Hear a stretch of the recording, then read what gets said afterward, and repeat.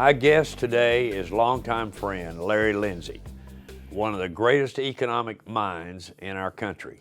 He served as senior economic roles under President Reagan and Bush. He also served on the board of governors for the Federal Reserve. Larry, we're going to have an interesting discussion here. I'm going to learn a lot. Well, Boone, you're very gracious to have me. Good. Let's talk economy first. Oh my gosh, it's the dismal science. Are we going to have a recession? At some point? I'm not sure it's going to be tomorrow or next week, but we're now in the 7th year of what's been a pretty slow expansion, but it's still 7 years. And one way to think about it is it's like dog years and stuff like that. Basically, 1 month of expansion is like 1 year of life. So we've got an expansion now that's in its 80s. Go 90s, it can even go to 100, but once you get to 110, 120, it's pretty tough. And so you're saying it's coming? It's coming, and I would say is it going to be severe? Well, that depends on what we do. Right now, we've got a policy that's artificially keeping things going. Well, you're talking about printing money. Printing money. We're doing plenty of it. We still have near zero interest rates. I can't believe that. Well, it's a funny thing. Everybody loves the party, and we all had a great time in the party. And then people don't like the hangover afterwards. So they gave them a little hair of the dog for the party. In fact, they gave them $4 trillion worth of hair of the dog. That's how big the Federal Reserve's balance sheet is right now. Plus zero interest rates. The idea was, let's postpone the hangover as long as we can. Well, you can only do it so long, and that's what our problem is. So hangovers, you're gonna pay. You're gonna pay. Look, we had a huge money-funded expansion. Here in Washington, you probably noticed we never like to blame ourselves for anything, but in fact, Washington caused a good portion of the last few crises. We're now in our third bubble. We printed money for the dot-com bubble in the 90s. We printed money to fund the housing bubble, and now we're printing money to fund a credit bubble. And at some point, you can't print money and make it happen over and over again. Could the trigger be for the recession? Could it be recovery of oil prices? Well, it could be. The bigger threat here was that oil prices maybe never recover. Now, wait a minute. You make that statement. How could that be? A lot of investments were funded with all this cheap money, including a lot of investments in the energy industry. It's non-conventional for a reason, meaning under conventional finances, it just didn't make sense to take a lot of money out of the ground. But if money is free, you can do a lot of things you wouldn't ordinarily do. And so a lot of investment was put in on the assumption you have $70, $80 oil. Well, if you didn't have $70 or $80 oil, and we didn't because people did all this investment, guess what happens? An investment that made sense at zero interest rates at $80 doesn't make any sense at all. Okay, but when you say that oil prices never increase, did I hear you say that? No, we would get into trouble if they never increased, because then you'd have this huge washout. You'd have a lot of... You agree that prices have to increase? Prices are going to have to increase. We are well below the marginal cost of production. We're down 20,000 barrels a day in production last week. It's been pretty consistent, down 20,000 barrels a day. All right, well, there's a limit to how long that can go on and keep prices where they are. And so, you've been in this industry forever, right? And you know what is going to happen. And yeah, and I keep getting rich and then going broke. I probably need a consultant like you. The next time I get rich, say you're too old to go broke. All right. Well, Boone, I'm here to help any way I can. Okay, but I see the market is oversupplied by maybe 1.5 million barrels a day. That's all. And when you quit drilling, and that's happened all over the world, not just the United States. Right. But today, you've gone from 1,609 rigs in November of 14 down to today 350 rigs. You know something, Boone? I'm going to quote you. back in, I think it was late 14 or early 15, you told me that we got 1,400 rings running today, and I will bet you in a couple of years we'll be down to 200 or 300. And you were absolutely right. Yep. But as the price fell, the rigs were stacked. Right. It makes sense. The Saudis wanted to offload swing producers to us. Easy to do. I mean, it isn't a government decision to cut production. It's economics require you quit drilling when you're losing money. Absolutely. Yeah. And so today, and the decline curve will be steep. And what happened is it held up pretty good because there were 4,000 wells drilled and not completed. They cemented casing, didn't perforate, didn't fracture the wells, and stepped back away from them and said, wait for a better price. Well, now that's sunk cost. Now figured on getting some money out of those wells. And so a lot of those wells have been completed and it held production up. Now that's over with. Now decline sets in at 20,000 barrels a day is going to soon be 50,000 barrels a day. Right, and that's dropping about every week, right? That's right. And globally, and if you're only 1 million barrels in excess supply, just the 20 for a year is going to wipe out that. Plus, you're going to have demand growth. Plus, you're going to have supply cuts everywhere else. That's right. And so it's going to go back up. It is going to go back up. The one thing that stays down is natural gas. Because, I mean, the United States has more natural gas than any place in the world. And it's abundant, it's very easy to get to, and too much of it was drilled, and a lot of it has to be worked off before. But decline has started on natural gas too. So we're going to have energy increases. But could that kick off the recession? No, I don't think by itself it would. I think it, usually the mistake is not in the marketplace. The mistake is a policy mistake here in Washington. And it could be a decision by the Federal Reserve. It could be a mistake by the administration, a regulatory mistake by the administration. It could be an international situation where some other country decides to do something foolish. That's usually the cause of a recession, and we got a lot of foolish decision makers around. We do. Tip us there. And so much of that is in areas that are very productive of oil. Yes. Yeah, where a bad decision affects everybody. Oil. That's right. Take me to politics. Oh my gosh, you go from depressing to even more depressing. I'm old, so I've seen a lot of. I was asked in Des Moines, Iowa, a year ago, said, who was the first Republican? I said I'd never voted for a Democrat for president, always Republican. They said, who was the first Republican you voted for? And I gave a question, I said, well, it'd have to be Abe Lincoln. And the crowd didn't laugh. They didn't laugh. It took them 15 seconds before they started to laugh. Said, no, he wasn't there with Abe Lincoln. But you could see they almost thought I was. But the first person I voted for was Tom Dewey. 48. 48, okay. Yeah. That was in Texas. That was a pretty rare thing to do, too. It was because it was. Well, of course, it was Harry Truman is who it was against, but Texas was Democrat. Absolutely. And, I was born in Oklahoma. Okay. And when I was born, that the state of Oklahoma was 100% Democrat, 77 counties.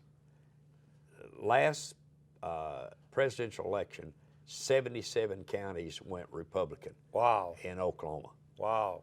So you were the trendsetter. Well, my aunt was my school teacher, and she said I'm the only registered Republican in Hughes County, Oklahoma. And she said not because Republicans are good, they're just not as bad as Democrats. I gotcha. All right. It kind of turned out that way, They're neither one good. Well, and I think the public has picked up on that. We're seeing a lot of anger at the way the country's been run. I think that it's justified. We're going to talk about my book, Conspiracies of the Ruling Class, and I looked into why people are angry, and I think they have a right to be angry. So on the Democrat side, you see people angry by going with Bernie Sanders. On the Republican side, it's been Trump and Cruz who have been attacking the ruling class. Can you believe? I've never seen a year like this in my life, and and I've been following politics a long time. But Republican voters in particular are very angry at the way things have been going, and they pick the two most outside candidates as the two they went with. And when you get a whooping, you get a whooping, and the Republican establishment really got one this year. Well, you look at Donald Trump. I mean, it really is unbelievable. It is, and he's a terrific salesman. He identified a product that was needed, the public wanted. They wanted someone who would express their anger, and he provided that. I think Donald's weakness, if I can be frank, is that he's just a salesman. And when the car breaks or the dishwasher breaks, the salesman isn't the guy who comes and fixes it. And I think what he's found in the last few weeks maybe is people want someone who's going to fix it too. And we'll see how it actually works out. But what he's done as a salesman has been absolutely phenomenal. Yeah, but he's been a successful businessman. Yes. So he must have, and he's had 4 bankruptcies. So he knows up and down. Yeah, and Atlantic City, he said, we'll bury Las Vegas. You remember that? I do. And Atlantic City was a disaster. But the guy has made a lot of money. He loses and he wins. And so he must have fixed something to be able to, on those winning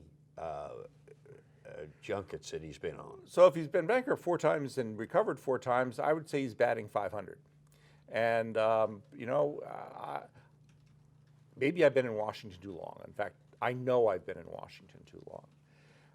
There's a lot of similarities between what's needed in government and business, but there's a lot of dissimilarities. And, we'll see. I'm willing to be surprised, but maybe it's because I have at least one foot in the establishment that I'll call me a skeptic. Well, you look at the other candidate, and he has 2 senators supporting him. Well, Ted's a tough, a prickly personality, and I think that's perfect. And I haven't heard it. Prickly personality. Yeah, he is. And I'll be honest. I've known him a long time. I've known his wife a long time. I mean this not as an excuse, but as an explanation. Ted's had a tough life, and I think that explains his personality. Mom and Dad were petroleum engineers, and that's why he was born in Calgary. It was the downturn of the 80s. He was a young kid then. Both Mom and Dad lost their jobs. Dad became an alcoholic, little bit abusive. Mom became an alcoholic. Dad left the house. Mom and Ted moved to Texas. An evangelical church takes them in, provides them spiritual support and financial support, which that's why he has his evangelical faith. He goes to the local school, local evangelical school.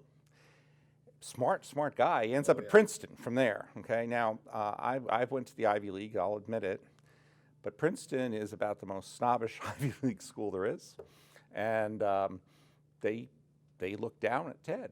And so here you have this really smart guy with a tough upbringing. Yeah, they said he was the smartest kid there in the class and didn't have one friend. And he wasn't one of them.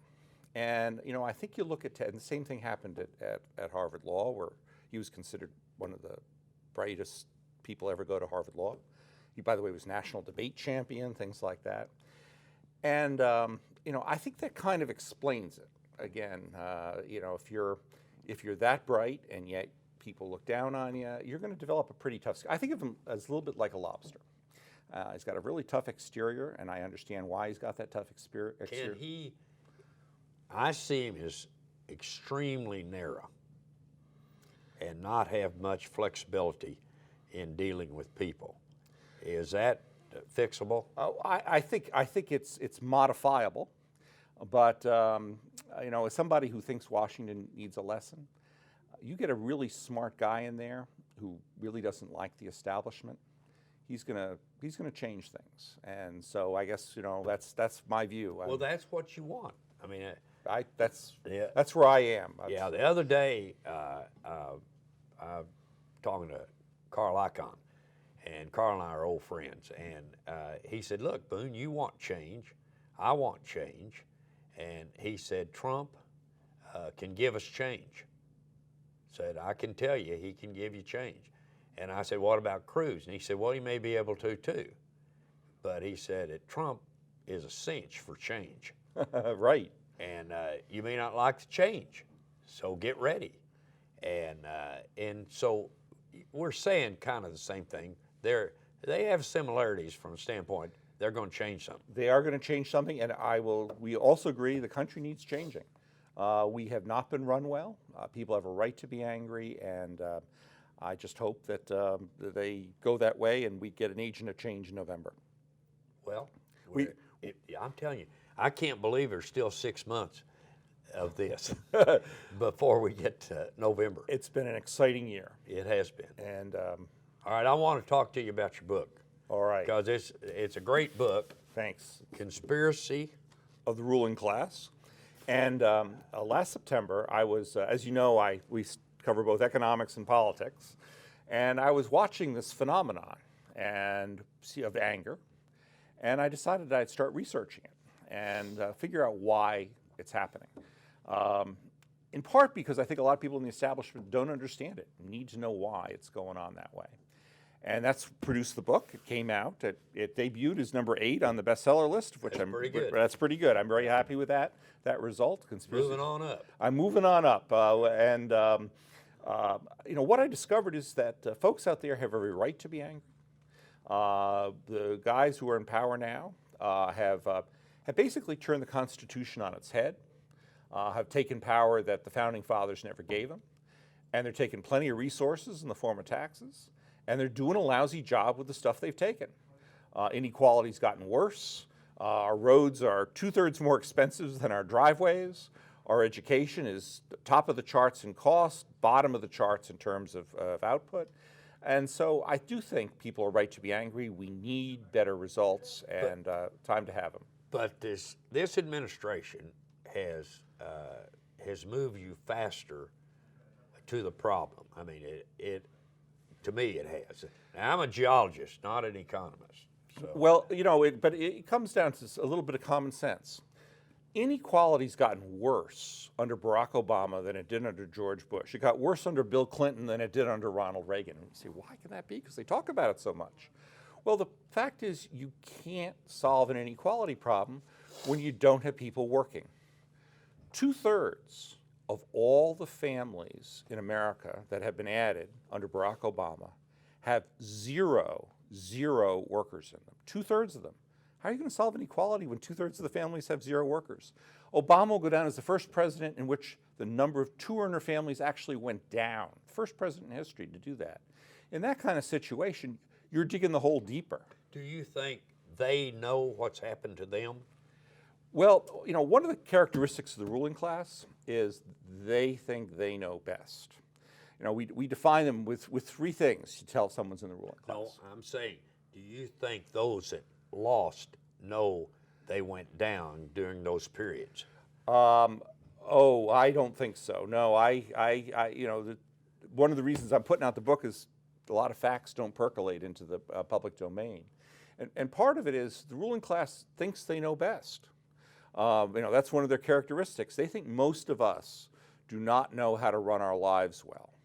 They think the government has to run our lives, and they think they should be the ones to run the government. Oh, yeah, I understand, and I agree with you wholeheartedly. And so if you combine their arrogance with their incompetence, you get a real good cause of anger. That's a lousy mix, and that's what we have right now. Well, we're going to see what happens here coming up. It'll be an interesting outcome. Do you think that this is one I want you to respond to, and it's one I cannot believe Hillary Clinton could be president of the United States. And I fully understand there are many, many people there say, I don't care what she's done, she will be the first woman president of the United States, and that's why I will vote for her. And I had a lawyer that works for me said that, and I said, please, don't say that, and said, no, I'll vote for her because it'll be the first woman president. And now, could she be? Oh, she could win. I mean, I think it was Stalin who said, trouble with free elections is you never know who's going to win. And I think we have to face that fact. We don't know which way the country's going to go. I do think, you have someone who is, the epitome of the establishment, the epitome of the ruling class, someone who thinks she knows better how to run your life than you do. Public could vote for her, but, that'll be a situation where we're going to dig our hole much, much deeper, and it'll be a much tougher hole to get out of 4 years from now. Ooh, God, I can't. See, I'm getting too old for this. I don't want to go out with Hillary president. So well, Larry, thanks for a great interview. Thanks for having me, Boone. Sure. Really appreciate it.